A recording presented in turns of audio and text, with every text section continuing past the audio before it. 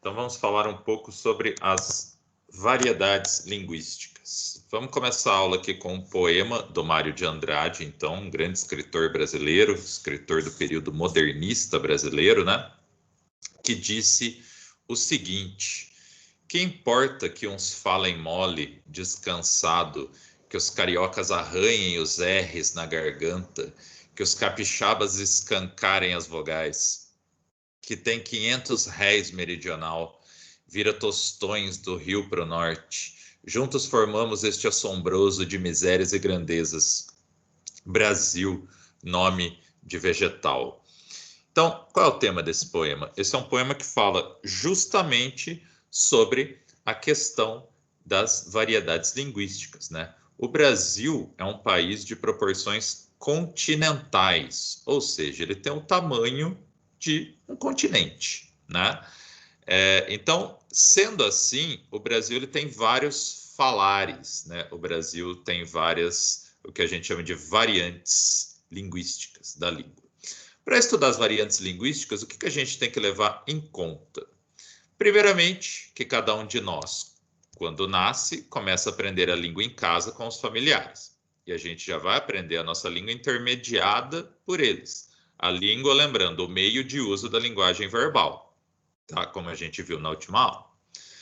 Quando a gente ouve as pessoas falando, nós também vamos, aos poucos, nos apropriando dos vocabulários e das leis combinatórias da língua, ou seja, da forma de falar. A gente sempre aprende a falar antes de aprender a escrever, né?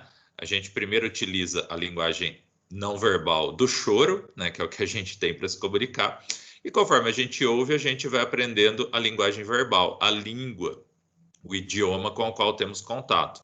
No nosso caso, aqui no Brasil, a língua portuguesa. Nós também treinamos a nossa boca e as nossas cordas vocais para produzirem sons que se transformam em palavras, frases e textos inteiros. Como a gente começa a falar? A gente começa sempre por uma palavra, por palavras soltas, né? Tem aquela coisa da primeira palavra que o bebê falou e etc. E depois a gente vai conseguindo formular frases mais complexas e que a gente chama de textos, né? Mensagens mais aprofundadas, digamos assim. Passou uma motinha aqui, vocês ouviram. Bom, quando a gente passa a ter contato com outras pessoas além da nossa família, com outras pessoas na rua, na escola, na cidade, nós começamos a perceber o quê? Que todas essas pessoas também aprenderam a falar e nem todas falam da mesma maneira, nem todas falam como nós, ou como os nossos parentes mais diretos, como os nossos pais. Mas elas não deixam de falar a mesma língua. Então, lembre-se, a linguagem é o que causa comunicação, né? A nossa língua é a forma de expressão da linguagem verbal. No Brasil, nós falamos a língua portuguesa. Nos Estados Unidos, eles falam a língua inglesa. Mas existem diferenças na língua portuguesa de um lugar para outro, entre uma pessoa e outra. Existem vários elementos que levam a essas diferenças. Existem pessoas que falam diferente por serem de outras famílias, de outras cidades, de outras regiões do país, ou até mesmo por conta da idade, né? Pessoas mais velhas, mais idosas ou mais jovens têm um jeito de falar diferente umas das outras, entre si, né?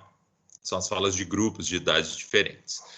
Por serem a expressão da identidade das sociedades que as usam, as línguas naturais, como a língua portuguesa, por exemplo, também são heterogêneas. O que quer dizer isso, elas serem heterogêneas? Quer dizer que elas têm diferentes formas, tá? Elas não são sempre a mesma coisa. Por isso, todas as línguas naturais apresentam o que a gente chama de variação, ou seja, mudanças, certo? Formas diferentes dentro de uma mesma língua. Isso é o que a gente chama de variação linguística, certo? Então, variação linguística. Ela se refere a diferentes usos de uma língua, que são as variantes, em uma dada comunidade de fala, e também a usos diferentes na fala de uma mesma pessoa, certo? Isso são as variantes linguísticas. Uma gíria, por exemplo, é um exemplo de variante linguística, né? Um advogado que tem todo aquele jargão da profissão dele, aquilo é um tipo de variação dentro da língua, né?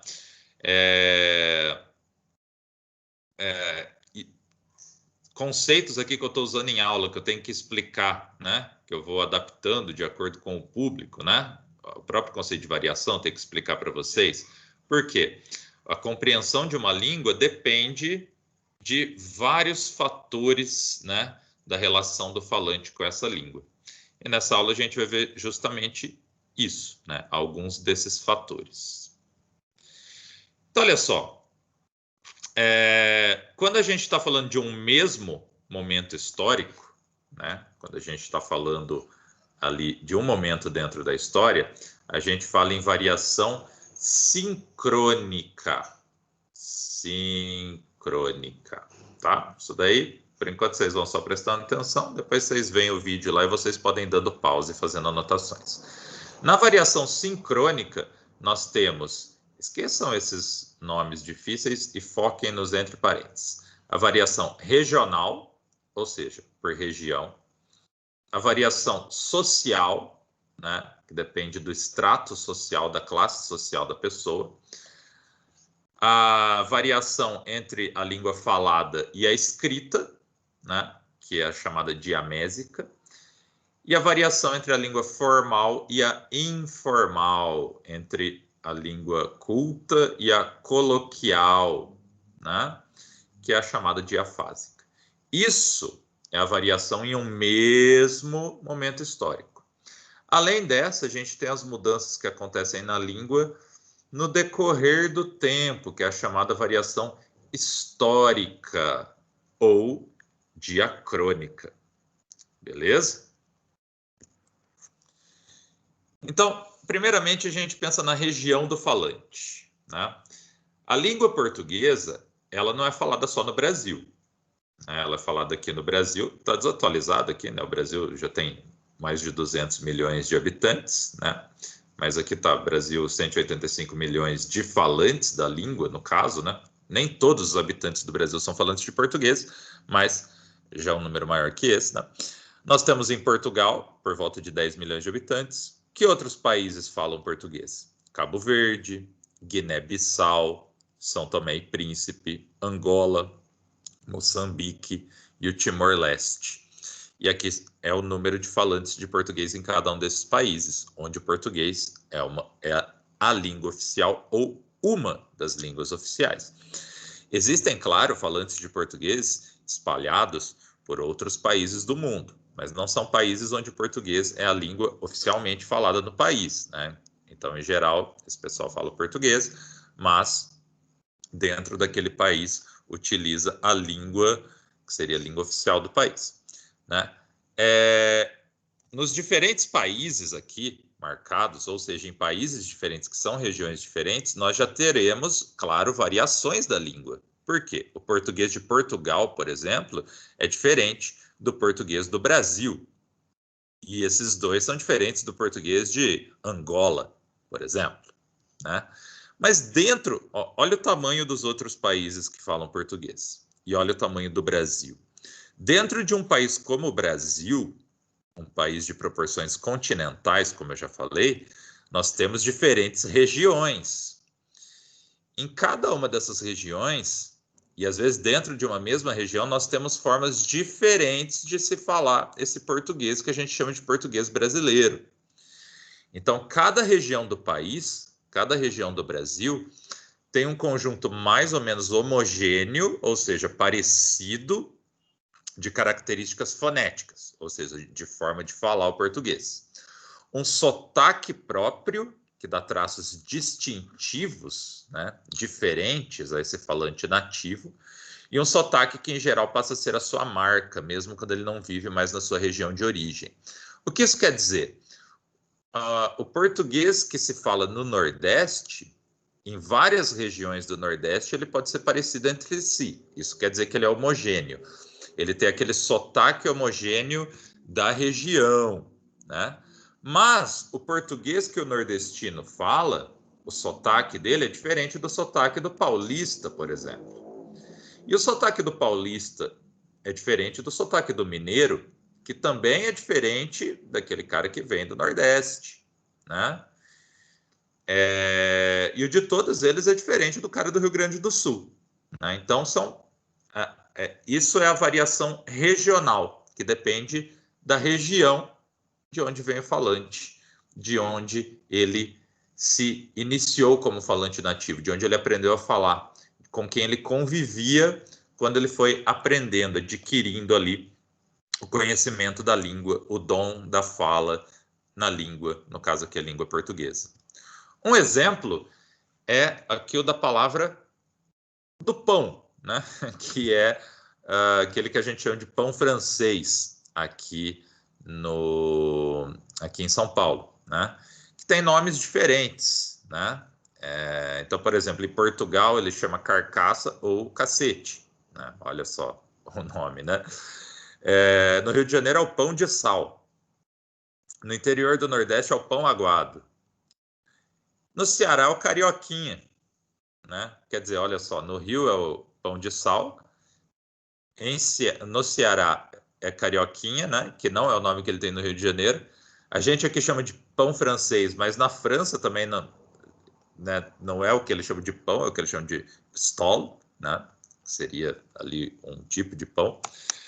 Na região norte é chamado de carequinha, e no Rio Grande do Sul, vem ali a partir de Portugal, é o cacetinho, né? São os vários nomes, né? As várias palavras diferentes para se referir ao mesmo objeto, signos diferentes para o mesmo objeto ao qual eles vão se referir. Isso é uma variação de vocabulário que depende da região de onde é o falante, tá? Além da variação regional, que é a que nós acabamos de ver, nós temos a variação histórica, que é aquela que depende do tempo, a passagem do tempo. É comum que as pessoas de diferentes épocas utilizem um vocabulário diferente e, na maioria das vezes, também escrevem de modo diferenciado devido às variações da língua no tempo, certo? Então, por exemplo, se você pega para ler o Machado de Assis, se a gente considerar o tempo em que o Machado de Assis escreveu, a versão da língua portuguesa que ele utiliza é até um português ali um pouco coloquial para o seu tempo, né? Não totalmente coloquial, mas um pouco. Para a gente hoje, para vários leitores, alguém que não é muito iniciado na leitura, parece um texto difícil. Por quê? É um texto do século XIX, é um português de outro tempo. Olha um exemplo de mudança linguística com a passagem do tempo. Vossa mercê, que é um pronome de tratamento utilizado no português de Portugal e no Brasil, desde a época do Brasil colônia, por economia de linguagem, com o tempo se transformou em vós mercê, que era a forma de se referir a todas as pessoas, assim, em geral, a pessoa com quem você estava falando. Então, vossa mercê, vós mercê, pronome de tratamento. Isso depois virou mercê, que hoje no nosso português atual é o você. E olha só, o você já é uma redução do vossa mercê. E mesmo você que é uma redução, às vezes a gente reduz também, falando o se ou se, por exemplo. Então, isso aqui é um exemplo de variação histórica. Alguma dessas formas está errado? Não. É que hoje a comum da gente usar é o você na escrita e na fala a gente usa se, por exemplo, ou o se, né? Ninguém usa mais vossa mercê. Mas todas elas já foram palavras que estiveram no português falado, né? E algumas aqui no escrito também. Então, isso é a variação histórica. Olha aqui uma placa antiga. Isso aqui está escrito em português, mas é uma placa ali do século XIX, início do século XX, português mais antigo. É proibido, ó, proibido com H, colocar com 2 L's, cartazes e anúncios, olha o anúncio com 2 N, sem acento, em todo o edifício desta ordem. Percebam as diferenças de ortografia. A ortografia ela muda bastante com o tempo, pessoal. Essa é uma ortografia antiga do português do Brasil. Está errada? Não. É a forma como se escrevia na época, que hoje mudou e continua em constante mudança, certo? Então, nós vimos a variação regional e a variação temporal, né? Ou histórica. Agora eu vou falar para vocês sobre a variação social, é aquela que depende do nível social do falante, da classe social a que ele pertence. A fala, às vezes, de pessoas que pertencem a uma classe mais rica, mais elitizada, em geral é diferente das classes mais pobres, por exemplo. É aqui que vai surgir uma coisinha que a gente vai falar no final, que se chama preconceito linguístico. Mas depois eu falo sobre isso, depois que vocês assistirem um outro vídeo que eu postei lá no Moodle também, tá? Então, olha só, variação social. A sua escolaridade e sua relação com a escrita. Esse é outro aspecto fundamental na distinção das variedades e, em geral, independe dos sotaques regionais. Aqui, as distinções, as diferenças, tocam diretamente algumas formas da língua reproduzidas pela escola e sustentadas na escrita, como alguns pontos de concordância verbal e o emprego de alguns termos. Olha um exemplo.